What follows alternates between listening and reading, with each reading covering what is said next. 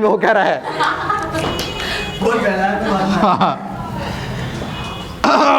मुर्गी पहले की अंडा। ये बैठ के देखता बता भाई। बाद में मुर्गी और तो बात है। मैं कहा ना भाई, ये इसने पूरी धरती को बनते हुए देखा है, पूरा ब्रह्मांड इसके सामने बना है। हाँ भाई छोड़ो। आपको पता है जब सांस लेते हैं इसको बोलते हैं क्या? इनहेलेशन ऑफ एयर, ठीक है, या बोलते हैं इंस्पायरेशन। और जब सांस छोड़ते हैं, क्या बोलते हैं?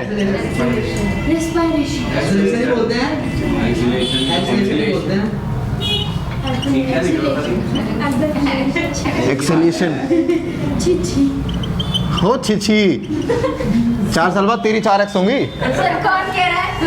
रिकॉर्ड हो रही है चीज। मैं कह रहा ऐसा फोटो से करना है। पेरेंट्स की कैलकुलेशन गजब थी, मान गया मैं। दूसरी गली में डॉक्टर बैठे होते हैं, आगे आ जाओ। क्या दिक्कत है? सर किधर किसी को पीठ किधर होती? ये है क्या? डायफ्राम। डायफ्राम। और आपके लंग्स ना डायफ्राम पे ऐसे रेस्ट करते हैं। छोटे तो रेस्ट करते हैं, लेते तो कॉन्ट्रैक्ट करते हैं। जो राइट वाला जो फेफड़ा होता है काफी चौड़ में होता है, बहुत चौड़ में होता है। लेफ्ट वाला सुनता थोड़ी है। रुकियो, लेफ्ट वाला होगा परंतु वाले को में। सर राइट वाले में रुक हाथ जाओ। होता है ना, लेफ्ट वाले में हाथ। हाँ राइट वाला ना, हाँ राइट वाला। समझ गया दिल की। कारण क्या होता है कि ना नीचे बैठा होता है लीवर, तो यहाँ पे लीवर इसको एक सपोर्ट दे देता अच्छा खासा। तो जब सपोर्ट मिलता है तो ये चीज एक्सपेंड हो जाती है, तो वो होता है ब्रॉडर और ये होता है लेंथ में ज्यादा। तो राइट वाले की चौड़ाई होती है और लेफ्ट वाले की लेंथ होती है, लंबाई होती है। कारण क्या है? क्योंकि राइट वाले में वो लिवर के ऊपर रेस्ट करता है और लिवर को पूरा सपोर्ट देता है, तो वहां से वो थोड़ा सा वाइड हो जाता है। तो ये थोड़ा सा ध्यान रखना, इसको याद मत करना, समझ लेना तो ज्यादा बेटर रहेगा, नहीं तो फिर भूल भाल जाओगे। खैर इसकी ब्रेथ होती है राइट वाले को, लेफ्ट वाले की लंबाई। हाँ लेंथ होती है। राइट वाले में 3 लोग भी होते हैं क्या? हाँ लोब भी होते हैं, वो तो बात की बात है। बताएं। वो रीजन क्या पता है आपने? रुके जा भाई, सफर का जा बाद में बता देना आपने। तो वो बोला हुआ मैंने भाई, तेरी क्लास नहीं है। आई सी। सुनो भाई, इसे हम क्या बोलते हैं? डायफ्राम। भाई डायफ्राम के ऊपर रेस्ट कर रहा है। आपको पता है डायफ्राम अगर तो कॉन्ट्रैक्ट करता है, तो कॉन्ट्रैक्ट करके डायफ्राम सीधा होता है, बट नॉर्मल पोजीशन में डायफ्राम डी शेप का होता है, डोम शेप होता है। हाँ कि ना? माने जब डायफ्राम काम करेगा कॉन्ट्रैक्ट तो सीधा, नहीं तो वो रिलैक्स पोजीशन में डोम शेप का होता है। यस और नो? अब मैं बताता हूँ एक चीज। यार ये ना करेगा जुगाड़। इसका नाम पेट होने वाले के अंदर बोला चिमटी लगा भाई तब भी निकल जाएगा, छोड़ना। क्या? कोई नहीं। हाँ भाई सुनो सुन लो। एक फिजिक्स का बेसिक सिद्धांत है, अगर एयर को मूव कराना है तो आपको प्रेशर डिफरेंस क्रिएट करना पड़ेगा। अगर आपने प्रेशर डिफरेंस क्रिएट कर दिया, एयर अपने आप खुद ब खुद मूव करेगी। अगर मान लो आप चाहते हो कि ये एरिया है 1, ये एरिया है 2 और एयर 1 से लेकर 2 तक मूव करे, तो आपको करना क्या है? दोनों प्रेशर का डिफरेंस क्रिएट कर देना है। जहाँ से हवा आपको भेजनी है वहाँ प्रेशर रखो हाई, और जिधर भेजने से रखो प्रेशर लो। तो जब भी प्रेशर डिफरेंस क्रिएट होता है तो एयर हमेशा मूव करती है from high pressure area to low pressure area.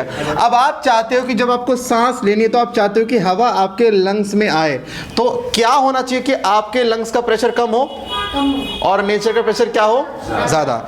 चलो इनिशियली मान लेते हैं कि दोनों का प्रेशर सेम है, आपके लंग्स का और बाहर का प्रेशर क्या हो जाए? सेम मान लेते हैं। अब इस केस में क्या है? आप सांस ना तो ले सकते ना छोड़ सकते, क्योंकि भाई एयर को मूव कराने के लिए प्रेशर डिफरेंस क्रिएट करना पड़ेगा। अब अगर आपको सांस लेनी है तो आपको करना क्या है भाई? अंदर भी प्रेशर और बाहर भी प्रेशर, दोनों सेम। हाँ के ना?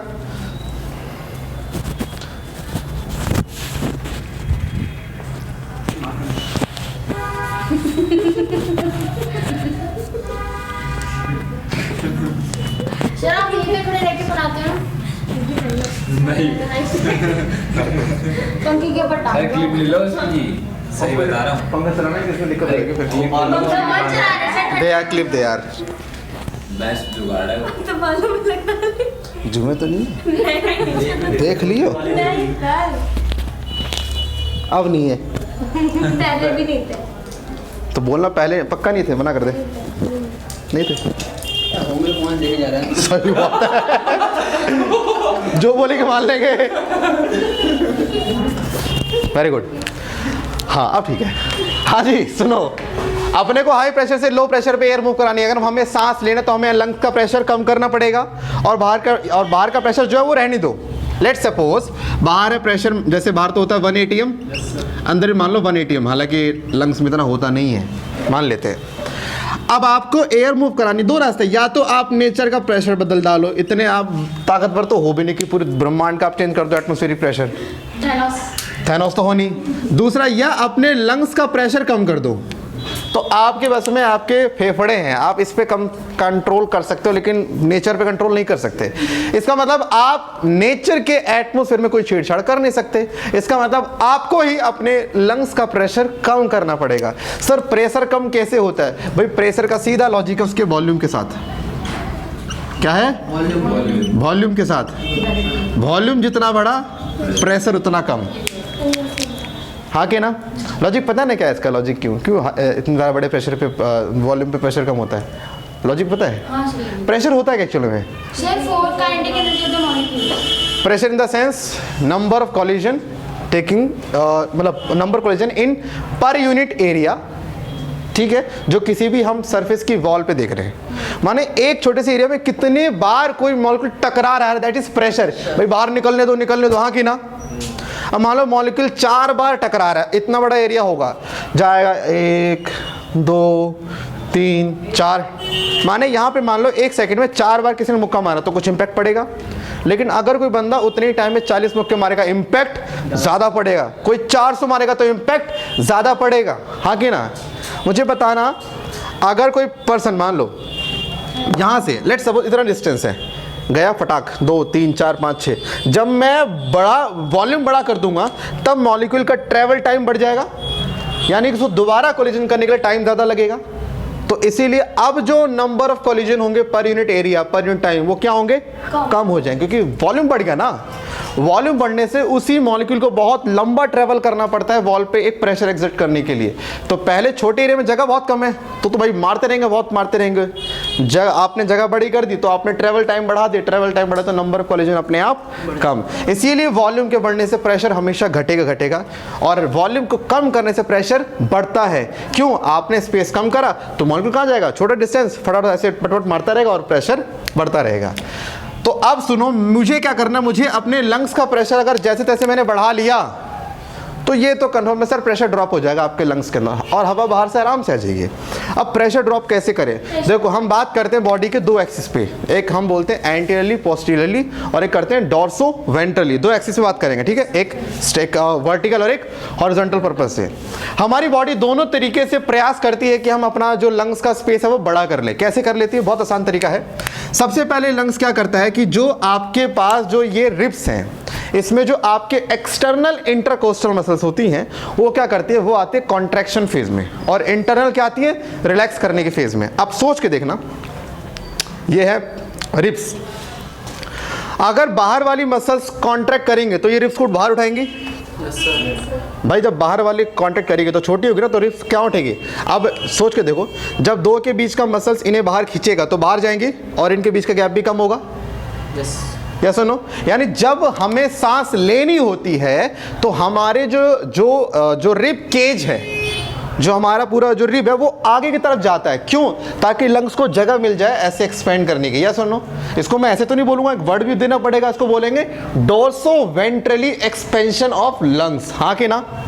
कि बॉडी के लंग्स डोर्सो वेंट्रली एक्सपेंड करना चाह रहे हैं। तो यहां पर मैं क्या बोल रहा हूं कि एक्सटर्नल इंटरकोस्टल मसल्स जब यहाँ पे कॉन्ट्रैक्ट करती हैं तो इनके कॉन्ट्रैक्ट करने से जो रिब है वो लिफ्ट कर जाती है। सुनो, लिफ्ट कर जाएगी, ऊपर उठेगी, और लिफ्ट करने से फिर स्पेस बन जाएगा। फिर यहाँ पे क्या होगा? डोर्सो वेंट्रली जो लंग्स है वो एक्सपेंड कर जाएंगे। हाँ कि ना? चलो, एक्सपेंड करके प्रेशर ड्रॉप हुआ। इतना ही नहीं, अभी सुनो, डायफ्राम भी सेम टाइम पे काम करना शुरू करता है। डायफ्राम कहता है भाई रुक जा, अब मैं भी तेरी हेल्प करता हूँ। डायफ्राम तुरंत आता है कॉन्ट्रैक्शन फेज में, और जैसे ही डायफ्राम कॉन्ट्रैक्शन फेज में आता है तो इतना स्पेस खाली हो गया, तो लंग्स ऐसे ग्रो करते हैं टूवर्ड एंटीरियरली एंड पोस्टीरियरली। इस तरह की ग्रोथ को हम क्या बोलते हैं? एंटीरियरली पोस्टीरियरली, हाँ कि ना? ये इस तरह का एक्सपेंशन हुआ, ऊपर भी और नीचे भी। आप सोचो, बॉडी ने डॉर्सोवेंट्रली भी कर दिया, एंटीरियर पोस्टीरियर भी कर दिया, यानी हर तरीके से जो पॉसिबल हो सकता था लंग्स ने अपना साइज बड़ा कर लिया। जब लंग्स का साइज बड़ा हुआ तो प्रेशर क्या हो गया? ड्रॉप। जैसी प्रेशर ड्रॉप हुआ तो बाहर को दिखा कि यार इसमें तो बड़ी कमी आ रखी है, तो बाहर से जो, अच्छा बाहर का प्रेशर अल्टीमेटली हाई हो जाएगा? होगा नहीं, हमारे कंपैरिजन में हमें वो हाई लगेगा, होगा उतना ही। 10 और 10 में से अगर आप 10 को 6 कर देंगे तो अब आपको वो 10 हाई लगेगा, हाँ कि ना? तो क्या होता है, एयर आपके लंग्स में आती है। इसे जब आप ब्रीथ करते हो लंग्स ऊपर उठ रहे ना, लंग्स ऊपर उठ रहे, और सेम टाइम पे आपके जो लंग्स है वो नीचे, मतलब जो डायफ्राम वो नीचे जाता है, माने ऐसे ना, तो ऐसे फिर ऐसे। अच्छा, अब जब आप सांस छोड़ते हो, आपने अंदर एयर ली, जब सांस छोड़ते हो डायफ्राम बोलता है भाई देख मैं तो आ रहा हूँ अपनी नॉर्मल पोजीशन पे। डायफ्राम कहता है मेरे को करना रिलैक्स। जब डायफ्राम रिलैक्स करता है तो जो लंग्स थे इतने एरिया में आए होते हैं, ये इसको पुश करता है, चल बे ऊपर चल, हाँ कि ना? तो ये जबरदस्ती लंग्स को प्रेशर देता है और इस लंग्स को अपनी नॉर्मल पोजीशन पे ले आता है। अब एयर उस पर कितनी सारी हो गई है कि नहीं? जो उसके पास पहले एयर थी वो बड़ी जगह के अकॉर्डिंग ठीक थी ना, अब तो जगह छोटी होगी, अब तो वही प्रेशर ज्यादा लगने लगेगा।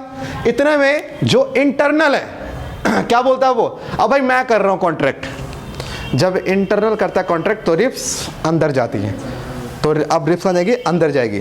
जब सांस छोड़ते हैं तो रिंग्स ये बाहर आता है ना, और जब आप सांस लेके जब आप इस रिप्स को अंदर खींच रहे हैं तो उस केस में क्या हुआ, फिर आपको पता है कि हम जो लंग्स का प्रेशर, जो लंग्स का वॉल्यूम है अल्टीमेटली छोटा हो गया। भाई पहले तो आपके डायफ्राम ने छोटा कर दिया, दूसरा आपके रिप्स ने छोटा कर दिया, दोनों तरीके से लंग्स का साइज छोटा हो गया। अब एयर ज़्यादा होगी इसके अंदर, प्रेशर ज़्यादा, एयर यहाँ से बाहर, सीधा मैकेनिज्म है। जब हमें सांस लेनी होती है हमें लंग्स का प्रेशर कम रखना है। कम रखने का बेसिक तरीका क्या है कि आप लंग्स का वॉल्यूम बढ़ा दो। वॉल्यूम कैसे बढ़ाते हैं? 2 लोगों की हेल्प ली जाती है, ठीक है? कौन कौन से? एक तो आपके डायफ्राम, दूसरा आपके रिप्स की मसल्स। और रिप्स में कौन सी एक्सटर्नल होती है, इंटरनल होती है? याद रखना उल्टा होता है, ड्यूरिंग इंस्पायरेशन एक्सटर्नल काम करेगी एंड ड्यूरिंग एक्सपायरेशन इंटरनल करेगी। हालांकि आपको ज़रूरत भी नहीं है, आपको बस समझना है कि भाई अगर हम सांस ले रहे हैं तो हम क्या करते हैं, हमारी जो एक्सटर्नल मसल्स हैं वो कॉन्ट्रैक्ट करते हैं, लिफ्ट को ऊपर उठाती हैं और हमारे लंग्स डॉर्सोवेंट्रली एक्सपेंड करते हैं। सिर्फ इतना ही नहीं, सेम टाइम पे डायफ्राम भी साथ देता है, और जब डायफ्राम साथ देता है, डायफ्राम करते हैं कॉन्ट्रैक्ट, और क्या होता है, सीधा होता है, एंड देन नीचे भी स्पेस मिल गया तो वो भी लंग्स करेगा एक्सपेंड, और हर तरीके से लंग्स क्या कर जाएगा, एक्सपेंड कर जाएगा। और लंग्स एक बार एक्सपेंड करके तो आपको पता है उसके बाद फिर क्या कहानी होती है, प्रेशर डाउन, प्रेशर बाहर, प्रेशर हाई, वहाँ से हवा अपने आप लंग्स में आती है। कभी कभी पता है क्या होता है, आपने सुना होगा, मुझे एकदम याद नहीं आ रही, नेगेटिव ब्रीदिंग हम एक सुनता है, नेगेटिव ब्रीदिंग सुना होगा शायद आपने। कभी कभी आपके लंग्स ना ठीक से प्रेशर को कम नहीं कर पाते, उसके साथ बाहर से एयर नहीं ले पाते, तब आपको बाहर से ऑक्सीजन दी जाती है पंप के तहत, हाँ सांस फूल कह सकता है। तो जब कभी आपका लंग्स ठीक से प्रेशर जनरेट ना कर पाए तब उसके साथ आपको बाहर से सिलेंडर लगाना पड़ता है कि भाई इसको ऑक्सीजन दो, क्योंकि हमेशा आप अपने लंग्स का प्रेशर नहीं कर पाते ना, मतलब मेंटेन। तो यहाँ पे ऐसे होता है inhalation and exhalation of air, इसलिए आपका स्कैल यहाँ पे जो ना जो मसल्स हैं बहुत मेन रोल प्ले करती हैं आपके। अब बात है रिब केज की। भाई रिब केज का आपके लंग्स चैप्टर, अच्छा तो था ही नहीं उस टाइम पर। डॉर्सल मतलब बैक साइड होती है हमारे केस में, रिब साइड वाली, और वेंट्रल हमारे में होती है फ्रंट स्टर्नम साइड वाली, और एंटीरियर होता है जिस तरफ हम मूव करते हैं दैट इज़ एंटीरियर, एंड जिस तरफ उसके अपोजिट होता है पोस्टीरियर। हमारे केस में दोनों सेम ही हो गए हैं, क्या बोलूँ मैं, हमारे में एंटीरियर और वेंट्रल एक ही हो गया।